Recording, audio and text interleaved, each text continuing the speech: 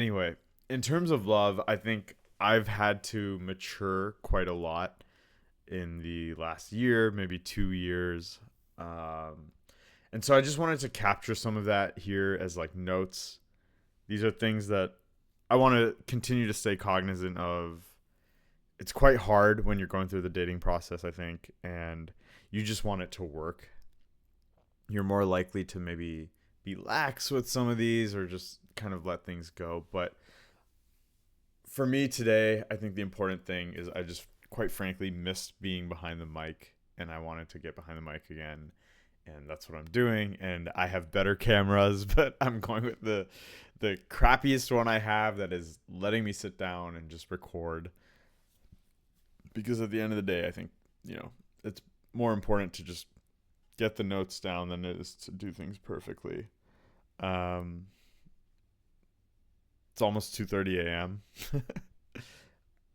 I had a good night. I had a really good night, but that's besides the point. Ask me about it if you want to know. Okay, let's talk about love and relationships and just like some of the stuff that I've learned over time.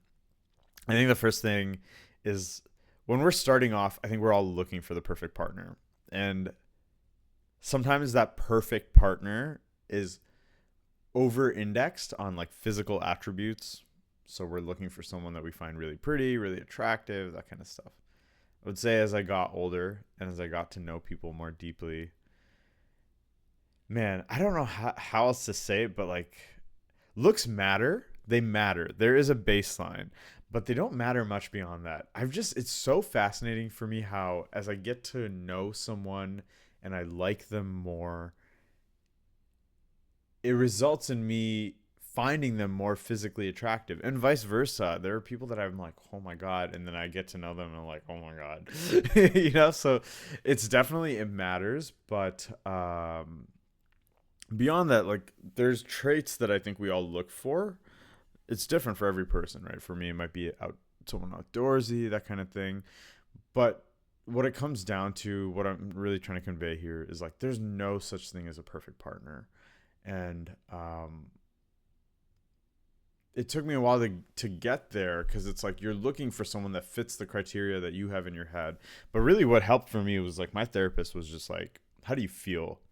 And he's like, if you feel good, then what is the issue? Like, that is what you're looking for. You are looking for a relationship that helps you feel good or that makes you feel good. Or that rather that you feel good being in. It's not that the relationship makes you feel good, but like it should be additive to your life, right? And so that's really like it was a helpful change for me. And the other thing is like when you think about it, there are different traits that you find attractive and they kind of exist in different people. And it's like you can, rather than thinking about looking for the perfect person, it's like you can just acknowledge the fact that different people will lead your life in different directions and you're sort of optimizing for who you feel kind of gets you to the right spot or a spot that you can be happy about. In fact, I would argue like don't try to optimize with love. I could be wrong, but I just don't think it's the right approach. I think you find someone that you enjoy being with, you feel good, they feel good. When three things come together, it's like just shoot, go for it, bro, because it's hard to find those three things together. Okay? The three things are compatibility, character, and commitment. So if you feel like you're compatible with someone, they have the traits that you're looking for, you feel like they have the right character, just meaning they're just a good person. This is to me the table stakes stuff, right? Um, and then they're also in it and willing to commit. Like that's who you're looking for. And so to that point, I don't know if I want to get to this already, but I would say let's do it. Let's at least touch on it. So I think the biggest shift that I've had in the last year around love was that love is a choice. It's a decision to be with someone. It is not something that you find. So again, going back to the idea of the perfect partner. I think a lot of people are like looking for the perfect partner, which is again something that you find. I think another way to think about it is, have I found someone I enjoy being around? And then from there on, it's just a matter of making the decision to continue to be with them. What does that look like? It looks like putting in a little bit of extra effort to make sure that they feel loved. It looks like having conflict and going through difficult moments, but not letting that sort of define the relationship. It looks like a partnership, honestly. In the conflict point, it's like, they always say like it should be the two of you against the argument, not you against her or vice versa. And to that point, it's like,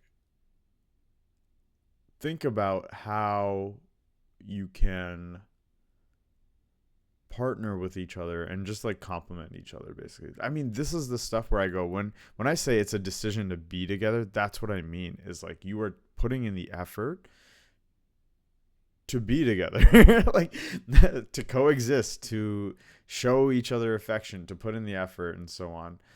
um Life is variable, like people change over time, but like if you're just choosing to be together, I think you will sort of head in the right direction. So love, sorry, rather, is a choice that you make. It is not something that you find. I think this was the biggest insight that I came across in the last year, because it really got me to the point where I was like, oh, okay, this is not something I'm looking for. This is not something I will eventually find. This is like, I need to go through, I need to meet people. And as I meet people, there will be someone that I find that I enjoy being with. And it's kind of crazy how that manifests, because it's not always intuitive. Because you might say, I want X, Y, and Z trait, but it's not necessarily that. Sometimes it's just like, you're sitting with someone, you're like, man, I am having so much fun, or I admire the crap out of this person, to the point where if it doesn't go well, or like if things sort of deviate, they're not what you would have pictured in your head, it's still okay. You're still happy. You're still excited to be with this person. And I think those are really important. It's a really important distinction. But anyway, I'm going to move on from that. Hopefully it makes sense. I'll recap later. The next thing is like idealization, infatuation. Dude, it took me forever. I think when you're younger, you feel these like sparks, or you feel butterflies, or like some sort of feeling, and you go, wow, this is someone I really like. What I've learned over time is like, you can't actually like someone unless you know them well. Excuse me, 2:30, like I said. On the dot now, actually. I think quite often when we get to know someone early on, we're really excited about them, and it's beautiful. I love that feeling. Honestly, it's like, it's not my favorite feeling. I do think at this point I'm like, I would rather have the deeper, just enjoyable love, the stability, but um it is a fun feeling to have, man. When you're out and you vibing with some girl for the first time, it's good. It's really fun. And so like, to that point, I would just be careful about that feeling, right? What I'm working on right now, or like what I have been working on to some degree, is to just have those nights, have the infatuation, but don't give it weight, because then you can just have fun. Then you can go out, have a good time, meet a girl, like have this like kind of unique memory with her, but it doesn't turn into this thing that's going to make you spiral out, or that's going to make you like chase after her. Instead, it's just like, wow, we had a good time, and like how fun, and you know maybe things go further with her, or maybe they don't, but it'll happen naturally. But anyway, all of this is to say, infatuation is usually because you don't know the person well enough. So if you find yourself going, I met this person, I really like them, I don't know them that well, I haven't spent that much time around them, I've seen what I've seen, but over the course of one night as opposed to over a longer duration, like, you're probably just infatuated. And that's okay. Have fun, but like just recognize that it's not love, right? So rather than chasing a spark, try to just continue to get to know the person. Like ultimately they are a person. I mean, it sounds kind of crazy to say, but like truly try to get a sense of like where you two are not compatible, because that'll tell you, going back to the earlier point, love is a decision that you make. It'll tell you if it's worth it. Because if you go, this is what I don't like about this person, but you know what? I have such a good time. I admire them. I respect them. Like, I'm just going to forge ahead and I don't mind so much about the other stuff, then that's a good thing. You're probably not infatuated at that point because you've accounted for some of the other stuff. And to that point, I would say like love generally should be like a steady hum, should be a deeper feeling. It's not going to feel like a spike. It's not going to feel like pleasure or an intense spark. But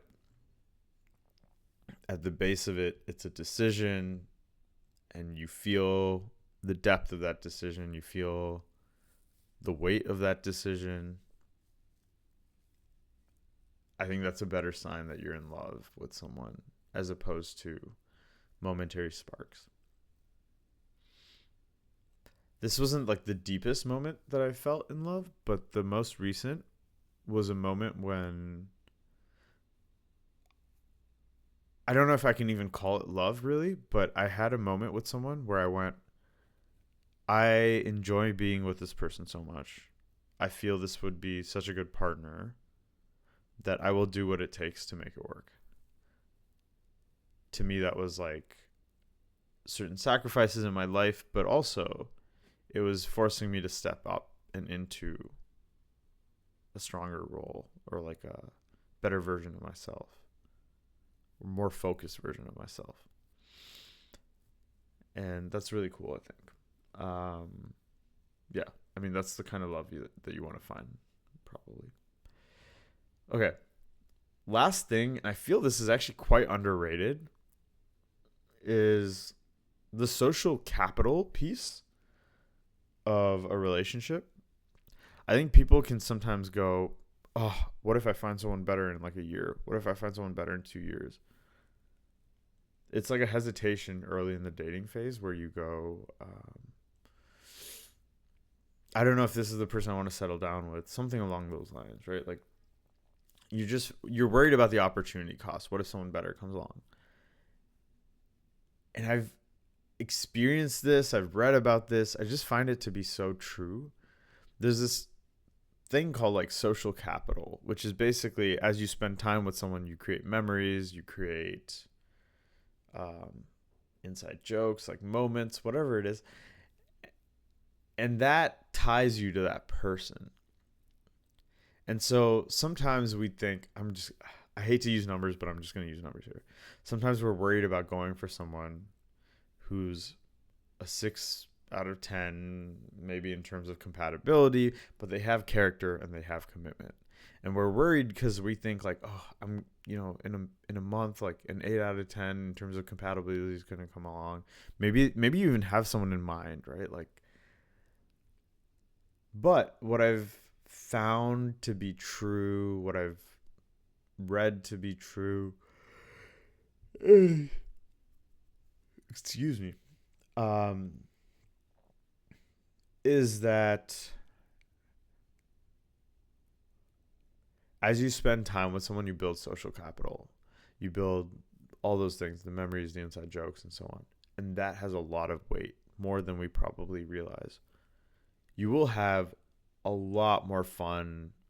Again, like the numbers are just supposed to be like illustrative here, but like if there's someone 6 out of 10 in terms of compatibility, you will be way more endeared to them. You will have way more fun in life if you were to like meet them, spend a decade with them, and just build over time versus like the 8 out of 10 that you met like a decade later. So I'm not telling people to settle down early, but what I am saying is don't have this fear of like someone better is going to come along. It doesn't make sense because at the end of the day, like You're going to build social capital with your person, and sticking to your person and doing things with that person over time is what will provide value, comfort, whatever the word is, over like the better option, so to speak. I think if I were to summarize all of this, well, let me see if there's anything else here. Little notes that I got. This is actually a picture of the post-it notes on my wall. Love people. Da, da, da. That's too deep. Or it's more of a theory. Okay. So here's what I've learned to be true about love. One, don't go looking for the perfect partner. They don't exist. There are traits that you probably want in your person, but it takes more than just traits. Like in my experience, it takes compatibility, commitment, and good character for you to find someone that you really like. And the reality is that there's not a single person. There will be multiple possible people that carry the traits that you like, that put you in a relationship that feels good. You just kind of have to think about, like, if I were with this person, what would my future look like? And is that a future that I enjoy? I think that's the simplest way to put it. So don't go looking for a perfect partner. Understand that there's multiple possible people. Perfect partner doesn't exist. And then to that point, love is a decision that you make. It is not something that you find. You are not going to find a perfect partner. You will find someone that you admire, that you respect, that you enjoy being with and around. And to that point, you'll just go, you know what? This person is worth it. This person is worth the arguments, the positives, the whatever it is. Like, they're worth getting through the variability of life, the changes that they'll experience, that you'll experience. So like, love to me is really just a decision that you make again and again to be with someone, as opposed to something that you find when you find that perfect partner. And idealization, infatuation, usually when we meet someone early on, we don't know them that well. So our brain takes all the gaps and it fills it in with sort of like an ideal version of that person, because it's excited. It wants to find the person, right? So that's what idealization, that's what infatuation really is. And like, a lot of people confuse that phase and the spark and the butterflies and like those positive but sort of like unruly emotions that we associate with that phase. They confuse that with love. Don't do that. Don't be that guy.